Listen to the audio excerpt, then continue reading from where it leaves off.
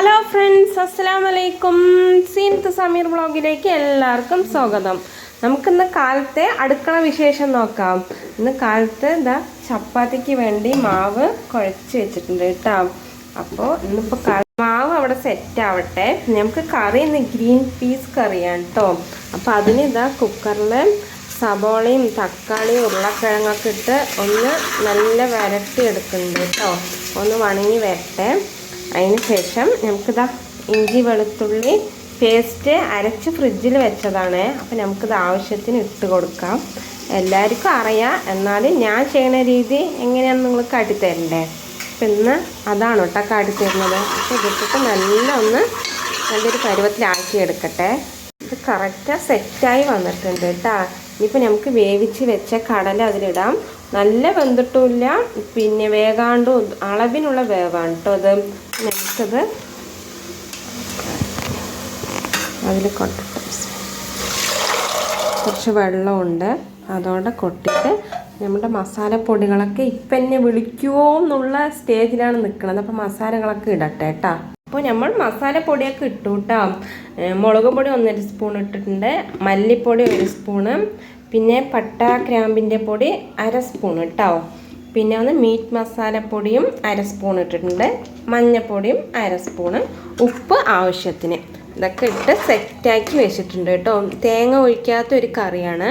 അപ്പോൾ നമ്മൾ ഇതിൽ പിന്നെ കുക്കർ അടച്ച് വെച്ച് 2 വിസിലിന് ആക്കട്ടെ കേട്ടോ.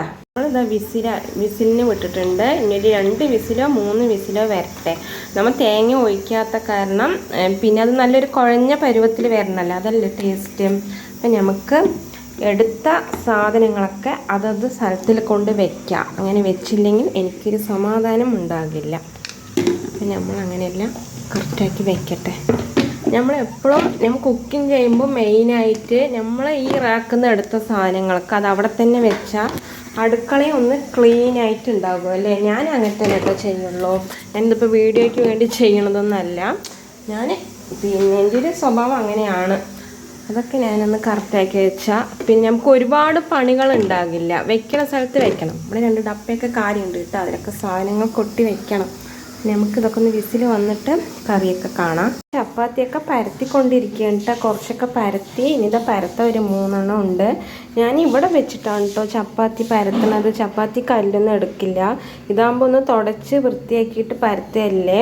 ആ കല്ല് വെച്ച് പരത്തിനേക്കാളും ഇതാകുമ്പോൾ ഒന്നും കൂടി നല്ല സൂപ്പറായിട്ട് കിട്ടും കേട്ടോ. അപ്പോൾ അത് മാവ് വന്നിട്ട് ആട്ടാപ്പൊടിയാണ്. റേഷൻ കടയിൽ വാങ്ങിയ ആ ആട്ടാപ്പൊടിയിൽ തന്നെ ഞാൻ ചപ്പാത്തി ഉണ്ടാക്കുള്ളൂ കേട്ടോ. പക്ഷേ എനിക്ക് നല്ല സോഫ്റ്റായിട്ടൊക്കെ കിട്ടും.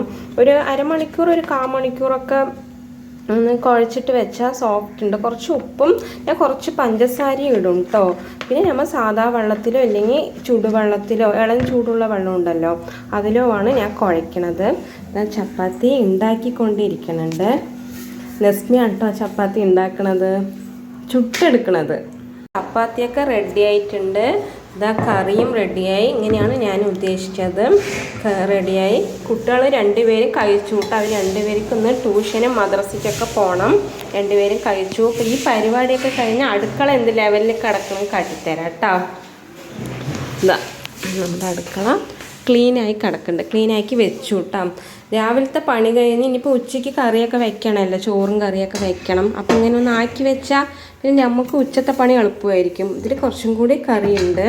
ഇത് രാവിലത്തെ കട്ടൻ ചെയ്യാൻ കേട്ടോ. ഞാൻ ഇപ്പോൾ കുടിച്ച് അതിന് തീർക്കും. അപ്പോൾ കഴുകാൻ പാത്രം ഉണ്ടാകും. പുക വരുന്ന വേറൊന്നും വിചാരിക്കേണ്ട. കുറച്ച് വെള്ളം ഒഴിച്ച് വിട്ടതാണ്. പരത്തിയ സ്ഥലവും അപ്പോൾ ഇങ്ങനെയൊക്കെ ഒന്ന് ക്ലീൻ ചെയ്ത് വിട്ടാൽ നമുക്ക് പണികളൊക്കെ ഒന്ന് എളുപ്പത്തിൽ കഴിയും അല്ലേ. ഇത് കണ്ടിട്ട് നിങ്ങൾ ഉദ്ദേശിക്കേണ്ടത് ഇതെന്താ താത്ത നിങ്ങൾ കഴുകില്ലയോ എന്ന്. പക്ഷെ ഇതിൻ്റെ കളർ ഇങ്ങനെയാണ്. ഇത് ഞാൻ 2-3 കടയിൽ പോയി അന്വേഷിച്ചു കേട്ടോ. ഈ മോഡലിൽ കിട്ടണില്ല. ഇതാകുമ്പോൾ ഈ സെറ്റോടെയാണിത്. ഈ ഭാഗം സെറ്റോടെയാണ്. ഒരുപാട് 13 വർഷത്തെ പഴക്കമുള്ളതാണ് കേട്ടോ. ഇന്ത്യൻ കുറ്റി എടുക്കുമ്പോൾ തന്നെ എടുത്ത അടുപ്പാണ്. അപ്പോൾ ഇത് എവിടെ കിട്ടുന്നുള്ളത് അറിയില്ല. നിങ്ങൾക്ക് ഇങ്ങനത്തെ സെറ്റോടുള്ളത് എവിടെയെങ്കിലും കിട്ടുന്നുള്ള അങ്ങനെ അറിഞ്ഞു വെച്ചൊന്ന് കമൻറ്റിലൂടെ പറയണം കേട്ടോ. അപ്പോൾ നമുക്ക് പോയി വാങ്ങിക്കാമല്ലോ. ഇതിന് ഇങ്ങനത്തെ സെറ്റ് തന്നെ യൂസ് ചെയ്യണം.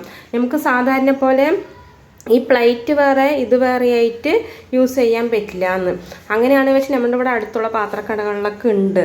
പക്ഷെ ഇത് കിട്ടുകയാണെങ്കിൽ നിങ്ങൾക്ക് അറിയുകയാണെങ്കിൽ ഒന്ന് പറഞ്ഞു തരും, ഞാൻ പോയി വാങ്ങിക്കാം. ഇന്ന് രാവിലെ ഇവിടെ മഴയൊന്നും ഇല്ല കേട്ടോ. രാവിലെ കുറച്ച് മഴ പെയ്തു, ഇപ്പം മഴയൊന്നും കാണാനില്ല. നിങ്ങളുടെ അവിടെ ഇന്ന് മഴയുണ്ടോ? ഇന്ന് രാവിലത്തെ കൊച്ചു വിശേഷങ്ങളാണ്. അപ്പം നിങ്ങളുടെ വിശേഷങ്ങൾ കമൻറ്റിലൂടെ പറയണം. അപ്പം ഞാൻ നാസ്ത കഴിക്കട്ടെ കേട്ടോ. അപ്പം നിങ്ങൾക്കൊക്കെ ഇന്ന് എന്താണ് രാവിലത്തെ നാസ്ത എന്നുള്ളത് കമൻറ്റിലൂടെ പറയും. വീഡിയോ ഇഷ്ടപ്പെട്ടാൽ ലൈക്ക് ചെയ്യാനും സബ്സ്ക്രൈബ് ചെയ്യാനും കമൻറ്റ് ചെയ്യാനും ഷെയർ ചെയ്ത് കൊടുക്കാനൊന്നും മറക്കണ്ട കേട്ടോ. അസ്സലാമു അലൈക്കും.